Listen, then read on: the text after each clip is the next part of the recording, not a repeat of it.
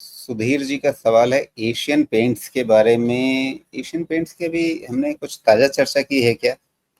चल रहा है ना झगड़ा। वो फिर सीसीआई ने अभी इंक्वायरी भी बिठाई है, 90 दिन में रिपोर्ट मांगा है, होना है। जी। इसके बारे में ना मैं एक अलग तरीका बताता हूँ आपको इवैल्यूएट करने के बिल्कुल। लिए, और अच्छा है, सबके एजुकेशन के लिए ज़रूरी भी है। देखिए, कोई भी कंपनी, चाहे वो फ्रंटलाइन हो, सुपर फ्रंटलाइन हो, अगर डेस्परेट स्टेप्स लेने लगे, तो आप समझें कि या तो दाल दाल में कुछ काला है या पूरी दाल काली है। तय बात है, डेस्परेट स्टेप्स क्यों ले रहे हैं आप? जाके धमकी क्यों दे रहे हैं आप? यानी प्रॉब्लम है। तो एशियन पेंट्स को 2 प्रॉब्लम हो गई। पहला तो वैल्यूएशन भगवान का बनाया हुआ ऊपर में पड़ा हुआ है, वो करेक्ट होना चाहिए, और दूसरा कंपटीशन में मार्जिन जा रहा है आपका, तो दोनों करेक्शन होगा।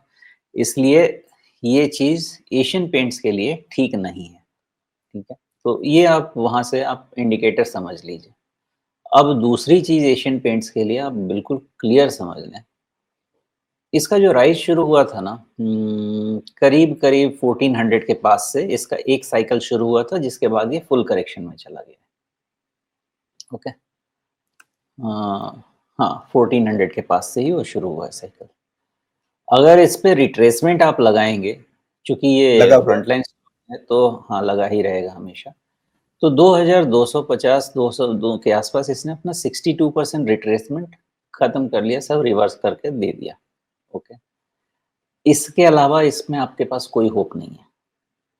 अब इसको समझने के लिए आपको सीधा जाना पड़ेगा वैल्यूएशन देखने के लिए, क्योंकि यहाँ पे लगेगा कि भाई 62% हो गया तो क्या चांस लें। अब उसके लिए आप आ जाइए वैल्यूएशन पे। 60 टाइम्स अभी भी चल रहा है ना, 59-60 टाइम्स, ठीक है। और आप समझें कि इसका जो आप एवरेज पी देखने जाएंगे, तब आपको मिलेगा कि ये अपने एवरेज पी मीडियन लेवल के आसपास है, लॉन्ग टर्म एवरेज के पास है। ठीक है, यहाँ से रिस्क लेना बनता है। कब? जब सब चीज़ें आपको ठीक दिखें। यहाँ से तो कॉम्पिटिशन, मार्जिन जाता हुआ, कॉम्पिटिशन बढ़ता हुआ, ये सब इम्पैक्ट दिख रहा है। इसका मतलब क्या है कि मेरे हिसाब से इवन 60 टाइम, या तो 60 टाइम प्राइस अर्निंग पे आपका पैसा नहीं बनेगा, या ये वैल्यूएशन और नीचे नॉर्मल होना चाहिए। तो Asian paints at this juncture investment grade stock नहीं बनता है। क्या बनता है? बिकॉज यहाँ पे एक आपका rounding bottom, W shape recovery, ये सब डिस्कशन हो सकता है करने को। टैक्टिकल बाई के अलावा इसमें कुछ नहीं बन सकता, एज सिंपल एज दैट। तो टैक्टिकल बाई में आपका जब तक ये 2150 के ऊपर होल्ड कर रहा है, टैक्टिकल बाई में हो सकता है कुछ मिले, लेकिन इसका मेन मोमेंटम 2500 के ऊपर ही आएगा, उसके पहले इसका और मोमेंटम नहीं आएगा। रीजन, जो राजीव जी ने ये आपका लगाया हुआ है रिट्रेसमेंट, इसमें अलग अलग ऑर्बिट है। आपका ऑर्बिट क्या है? 2250 से 2500 का ऑर्बिट है, और 2500 से करीब करीब 2800 का ऑर्बिट है। तो ये डिफरेंट ऑर्बिट में जब तक जाएगा नहीं, अगले ऑर्बिट के लिए हम इवन टैक्टिकल मूवमेंट पे एनालिसिस नहीं कर पाएंगे।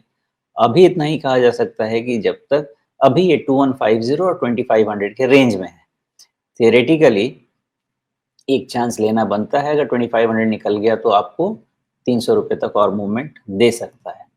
बट फंडामेंटल्स इतने अभी स्ट्रांग नहीं हैं इसके कि ये मान लिया जाए कि अब फिर से इसका 2150 नहीं टूटेगा।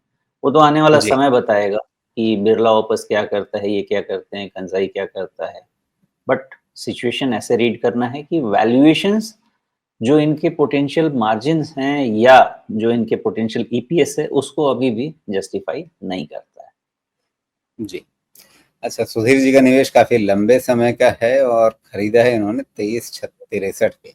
तो उस हिसाब से अभी ये थोड़ा सा कंफर्टेबल सिचुएशन में है, क्योंकि मतलब एकदम ऊपर खरीद के फंसे हुए नहीं है। ये बात अच्छी है। लेकिन इनके लिए असली मतलब फायदा तब मिलेगा जब ये 25 पार करे और 2500 पार करे, और फिर लगभग 300 पॉइंट्स की अपसाइड खुल जाएगी उसके बाद। लेकिन 2150 इस पर इन्हें खास नजर रखनी होगी। मोटा-मोटा निष्कर्ष ये है। बिल्कुल, 100%। जी, बिल्कुल। तो सुधीर जी, निष्कर्ष तो ये है, लेकिन सीधे इस निष्कर्ष को आप मान लें ये ज़रूरी नहीं है। आप अपना रिसर्च कीजिए, अपनी खोजबीन, अपनी पढ़ाई-लिखाई कीजिए और उसके बाद फिर अपना एक इन्फॉर्म्ड डिसीजन लीजिए। ये नहीं कि यहाँ पे आपको 3 लेवल बता दिए गए तो बस वही आपके लिए टारगेट, स्टॉप लॉस और ये सब चीज़ें हो गई। आपको एक पिक्चर समझाई गई है कि अभी जो दिख रहा है वो क्या है, उसके आगे आपको अपनी पढ़ाई-लिखाई करके, अपनी खोजबीन करके तब एक इन्फॉर्म्ड डिसीजन लेना है।